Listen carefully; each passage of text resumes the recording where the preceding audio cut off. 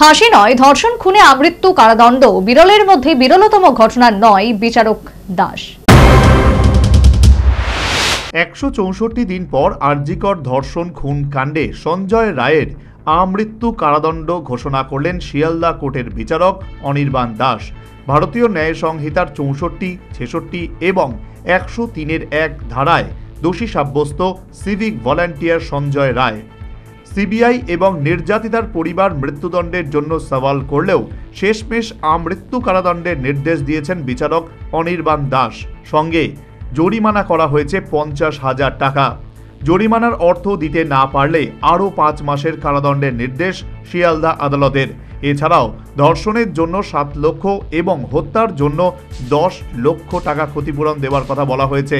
বিচারক বলেন, রাষ্ট্রের দায়িত্ব নির্যাতিতার পরিবারকে ক্ষতিপূরণ দেওয়ার। যদিও আদালত কক্ষে দাঁড়িয়ে নির্যাতিতা অভয়ার বাবা মা জানান তাঁরা কোনোদিন ক্ষতিপূরণ দাবি করেননি, তাঁরা মেয়ের বিচার দাবি করেছিলেন। বিচারক দাস জানান, এই ক্ষতিপূরণ আইনে উল্লেখ করা আছে, তাই তিনি ঘোষণা করছেন এই ক্ষতিপূরণের টাকা তাঁরা কিভাবে ব্যবহার করবেন সেটা তাদের সম্পূর্ণ নিজস্ব বিষয়। এই ক্ষতিপূরণের টাকা রাজ্যকে দিতে নির্দেশ দেওয়া হয়েছে। এদিন ফের একবার নিজেকে নির্দোষ বলে দাবি করে সঞ্জয় রায়। তবে সিবিআই-এর আইনজীবী দাবি করেন এটা বিরলের মধ্যে বিরলতম ঘটনা। নির্যাতিতার চিকিৎসক ডিউটিতে ছিলেন, তিনি শুধু রোজগার করতে যাননি, মানুষকে সাহায্য করতে গিয়েছিলেন। MBBS পাশ করেছেন। এই ঘটনায় সবাই বিস্মিত। শুধু নির্যাতিতার পরিবার এক সদস্যকে হারায়নি, এক চিকিৎসককে হারিয়েছে সমাজ। সমগ্র সমাজ এই ঘটনায় নড়ে গিয়েছে।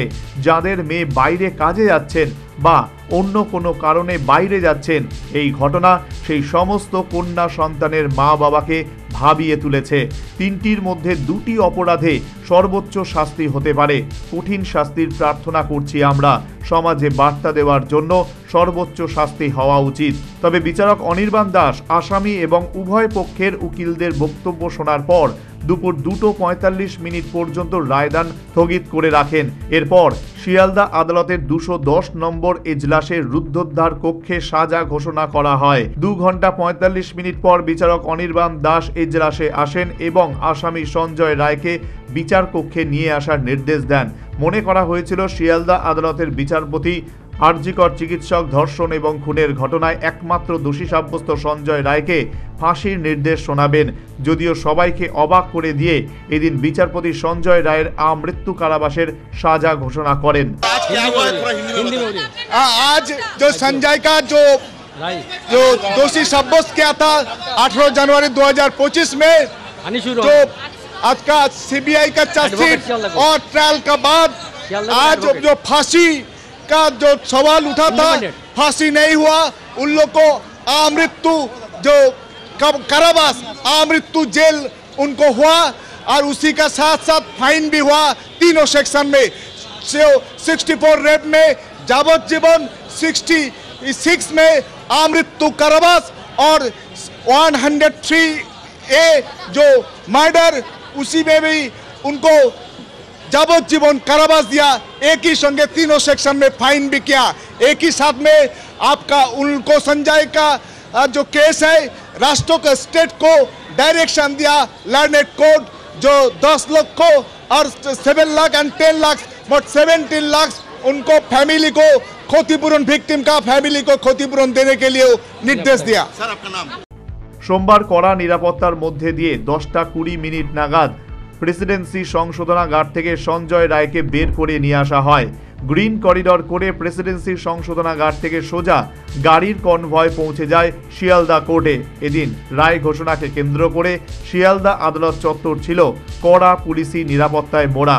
গত শনিবারের থেকেও এই দিন পুলিশি উপস্থিতি ছিল আরও বেশি। 210 নম্বর এজলাসে নিরাপত্তা বাড়ানো হয়েছিল এদিন। কলকাতা পুলিশের অনুমতি না থাকলেও আন্দোলনরত জুনিয়র ডাক্তার, সিনিয়র ডাক্তার, অভয়া মঞ্চ সহ বিভিন্ন গণসংগঠনগুলি ভিড় জমাতে শুরু করে আদালত চত্বরে। অভয়াকাণ্ডে এই বিচার প্রহসন বলে তাঁরা দাবি করেন। সঞ্জয় রায়ের পাশাপাশি এই ঘটনার সঙ্গে আরও অনেক ব্যক্তি জড়িত এবং তাদেরকে অবিলম্বে চিহ্নিত করে বিচার ব্যবস্থার মধ্যে দিয়ে কড়া শাস্তি দেওয়ার দাবি জানাতে থাকেন আন্দোলনরত চিকিৎসক এবং গণসংগঠনের সদস্যরা। 12:41 নাগাদ শিয়ালদা আদালতের বিচারপতি অনির্বাণ দাস 210 নম্বর এজলাসে উপস্থিত হন। এরপর এজলাসে হাজির করানো হয় সঞ্জয় রায়কে। প্রথমেই বিচারপতি দাস এদিন সঞ্জয় রায়কে তার বক্তব্য রাখার কথা বলেন। শনিবারের মতো এদিনও নিজেকে নির্দোষ বলে দাবি করেন সঞ্জয় রায়। সে বলে, আমি কোনো কিছু করিনি, আমাকে ফাঁসানো হচ্ছে। এরপর সিবিআই এবং পরিবারের আইনজীবী এবং সঞ্জয় রায়ের আইনজীবীরা নিজেদের বক্তব্য রাখেন আদালতের কাছে। সঞ্জয় রায়ের আইনজীবীরা প্রথম থেকেই ফাঁসির আদেশের পরিবর্তে যাবজ্জীবন কারাদণ্ডের দাবি করেন। সব পক্ষের বক্তব্য শোনার পর প্রায় পৌনে 3 ঘন্টা রায়দান বন্ধ রাখার পর অবশেষে 2:45 নাগাদ এজলাসে ফিরে রায় ঘোষণা করেন বিচারপতি অনির্বাণ দাস। বিপিন সরকারের রিপোর্ট, নিউজ ভ্যানগার্ড।